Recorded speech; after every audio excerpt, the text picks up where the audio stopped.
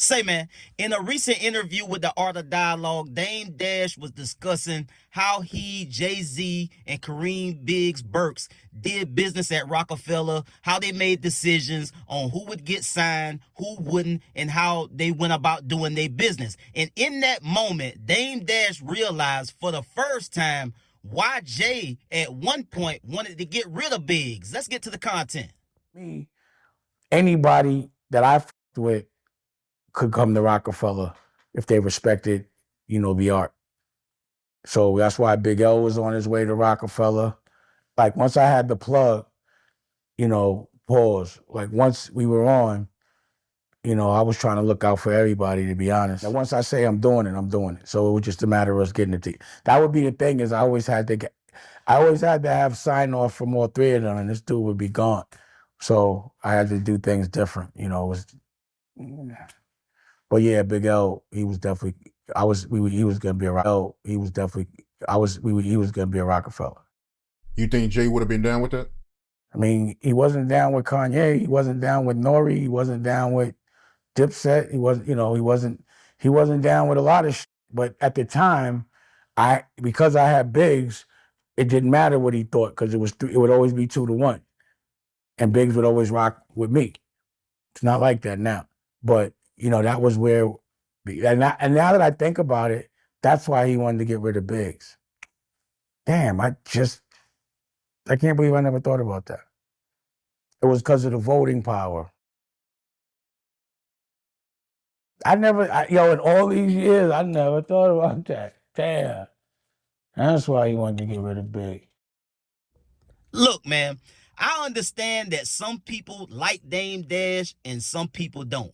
I also understand that Dame is not the more popular figure if you're comparing him to somebody like a JayZ. But at the end of the day, as I said before, Roc-A-Fella Records, everything, Roc-A-Wear, everything that Jay, Dame, and Biggs built and created, that legacy is what it is. At a time, they was thick as thieves. They did a lot of business. They built something amazing, something to never be duplicated. They had they run. And hey man, people just grow apart, bro, at the end of the day. But I mean, they did what they did, and it can never be erased. So regardless of what these relationships are today, they did something and built something that's a part of their legacy, all of their legacy forever in this culture. So yeah, man, this Roc-A-Fella topic of conversation, it gets to be exhausting, man, after a while, man. When you think about the history of Roc-A-Fella, Dame Dash, Kareem Biggs Burke, JayZ, everything that they built, everything that they made of themselves, with the whole legacy of Roc-A-Fella, it just gets to be exhausting, man. You dig what I'm saying? To see where they are today. Now, let's just say for the sake of argument that Dame is correct in the statements he just made about Jay at one point wanting to get rid of Biggs. You dig what I'm saying? Now, Kareem Biggs did an interview with GuddaTV at least 7 years ago, 6 or 7 years ago, right? And so in that interview, he talked about how him, JayZ, and Dame Dash got together. And Biggs wasn't feeling Jay. It wasn't until Biggs seen Jay and Big L have a rap battle, and then that piqued his interest to pursue Jay as a serious artist and feel like he can go somewhere. And also in that interview, he talked about Dame being a street dude and getting to the bag. And so he was talking about when they started to create what became Roc-A-Fella. Biggs talked about being with Dame way more often than he was with Jay.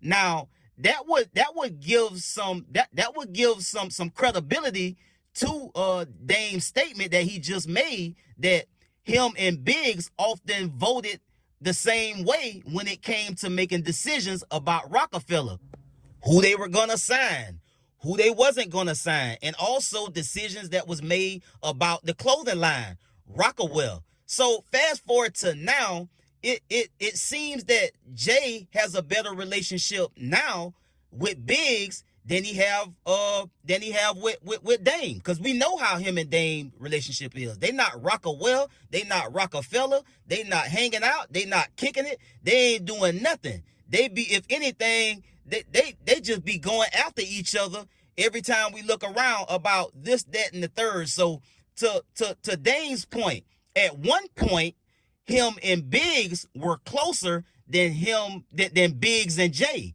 But now Jay and Biggs are more closer with each other in their friendship, with everything that they got going on, than probably either one of them is with Dame. So to historically, just thinking about it, and the stories that Biggs told, how he met Dame, and how close him and Dame was at a certain point, it just seemed, it just, that make me believe what Dame said. Now, whether it's true or not, I do not know. You know, it's been, people always talk about, and Dame is one of the main people that talk about how snaky Jay is.